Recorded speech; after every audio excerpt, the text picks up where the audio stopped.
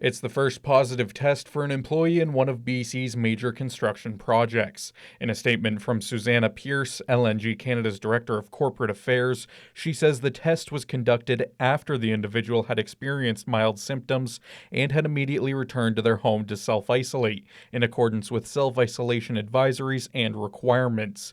The worker was not staying in camp, but potential contacts have been notified.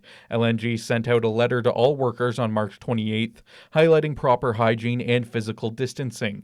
Pierce says they will continue to work with Northern Health to stay up to date on required protocols for identification, testing, and quarantine of suspected cases. The positive test has only enhanced calls to shut down mega construction projects in BC. Several Fort St. John City councillors have questioned why the Site C Dam is still up and running, and earlier this week, Chief Marvin Yahi Sr. of the Blueberry River First Nation sent a letter to Premier John Horgan, voicing concerns about the dam staying open and the devastating impact it could have on their community. Chief Yahi says human health and life must be prioritized over project economics and construction timelines. As of April 2nd, Site C has no confirmed cases of the virus, but they do have 5 people in isolation and have increased their in-camp workforce by over 100 since March 30th.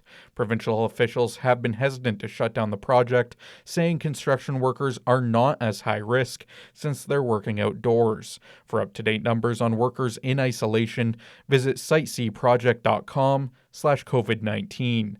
Lochlyn, Girash, Bevan, CJDC-TV News, Fort St. John. Salon and barber services provided by Skinovations. Be swept away to a world of peace and tranquility at Skinovations Salon and Day Spa.